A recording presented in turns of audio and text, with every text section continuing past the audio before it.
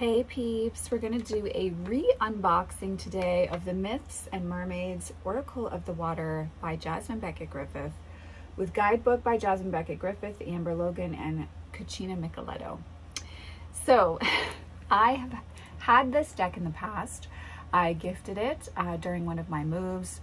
I wasn't initially super connected with this deck, and I do recall that I trimmed the deck after purchase in an attempt to connect with it more.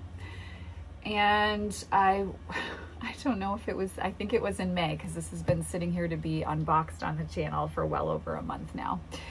But I believe it was in May that I went through this like flurry of, oh my God, Jasmine decks. I need as many Jasmine decks in my life as possible again. And so I repurchased this deck at that point in time. I will read the back for you. Set includes 44 cards and a detailed 120-page guidebook. It is published by Blue Angel and it retails for $25.95. The mystical element of water is both bringer of life and bearer of death, the herald of hope and the harbinger of destruction. It is in our nature to seek to understand it, to conquer it, and to sip its mysterious powers.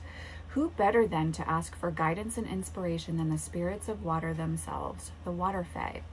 Mermaids, sprites, nymphs, and more, their wisdom and insight have been collected within this oracle to help us comprehend and embrace the enigmatic dichotomy that is water. Myths and Mermaids features the artwork of world-renowned artist Jasmine Becket Griffith, paired with a guidebook channeling the wisdom, advice, and poignant poetry of Jasmine's two sisters. Embrace the duality that is the element of water and prepare to plumb the depths of the unknown with the guidance from the water fae. So,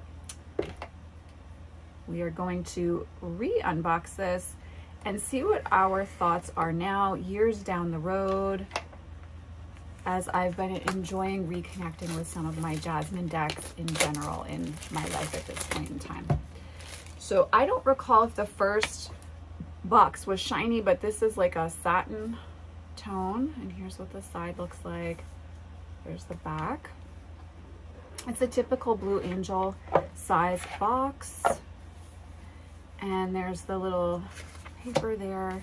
Here is the guidebook, and then here is the deck itself. The cardstock appears to be a satin matte. Yeah. And I will say, I still feel the same way about this. There's the inside color is this gorgeous kind of turquoise tone. I don't like this backing. I never have.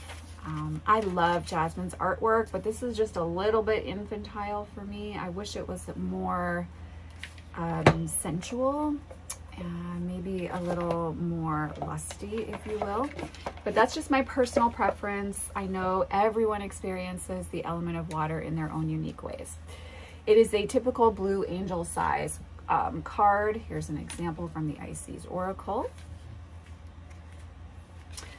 Cardstock is typical Blue Angel quality. It's nice and thick, but it's not too stiff.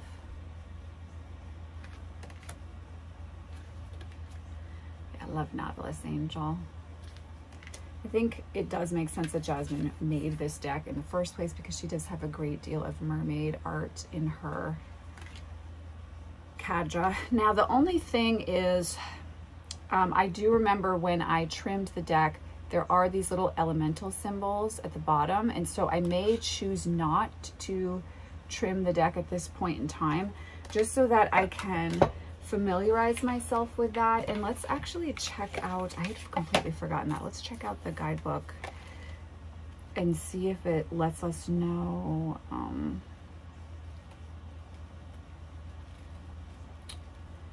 like if there's a delineation of the families with those.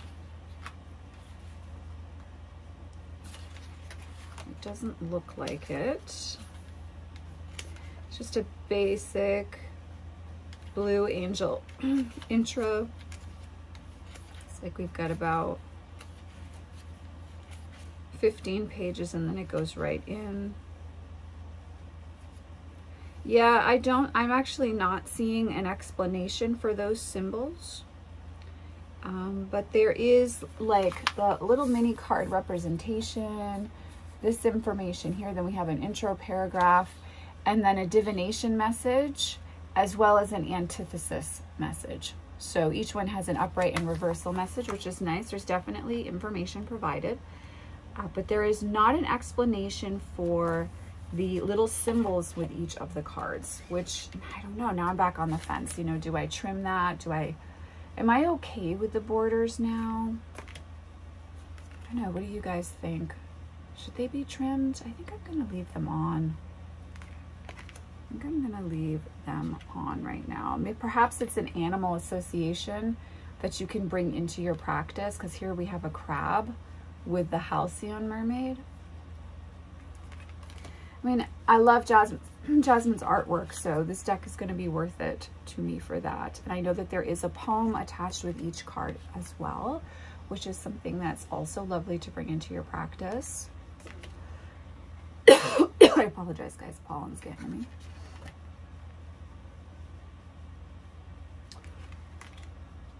Okay, so, but then see, we have another turtle card. So I wonder if they're like siblings or in the same family when we see the repeating symbol. You know, some of the imagery is definitely like this one, her older artwork versus her newer style. And here's Venus there. I love her depiction of Venus here. So that's going to depend on how you feel about that. I prefer her newer style to her older style when she was a, you know, young and up and coming artist. I really like the style she's settled into. I feel like there's a lot of whimsy, but still impactful feeling in her artwork. Now that one has an anchor symbol. See, I'm getting totally sidetracked with the symbols. I wish that that was explained. I will definitely give the guidebook another read through tonight and just see if I missed anything there, because I would like to understand that piece. I love that one. Of, you know, why do we have those little symbols there? It's very sweet, but I'm actually feeling similarly to how I first felt when I unboxed it, which if I uploaded that to the channel, I will find that and put the link in the description box down below, but I'm just not feeling super connected to it. It's lovely, but I am kind of having a similar feeling to what I had before, even though it's really, really beautiful. It's a very, very lovely deck. But I'm not feeling a desire or a craving to dive into this one. I'm not feeling it. I do love the Absinthe Mermaid. I had this on, used to have a print of this on my wall back before I had Vincent. You know, my hope is that it will be a nice clarifier. But I just want to be honest, I definitely don't think this is a must-have in your collection for sure. I think it's sweet and it will be fun to work with it and perhaps inspirational for my coloring habit. But I don't know how often I will work with this one. I think I would be more called to pull Lucy Cavendish's Oracle of the Mermaids out as opposed to this one.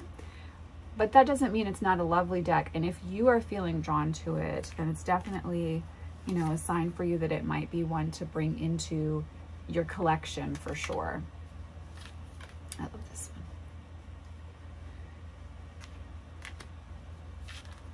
So, yeah, I mean, I'm not jumping up and down, but I am glad that it's part of my collection, because now I can stop wondering if I shouldn't have donated it and if I should have kept it, you know. No, I won't be wondering that. Oh, I love the Shipwreck Siren. She's lovely. Haughty mermaid here. And then we have mermaid with a black sea serpent, so like got a little dragon energy coming in here.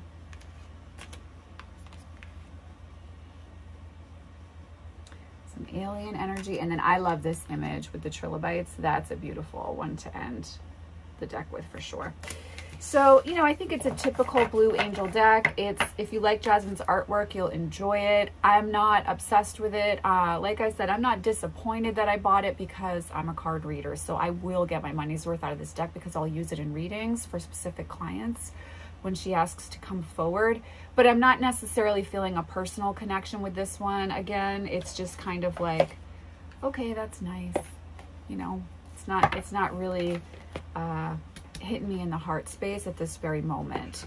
But it's a lovely deck, and it will be interesting to see how things go over time. And if I'm called to, I will do a full review down the road. I hope you guys are all doing well out there in the world. As you know, I am sending you, as always, oceans of love, and I'll see you in the next video. Take care.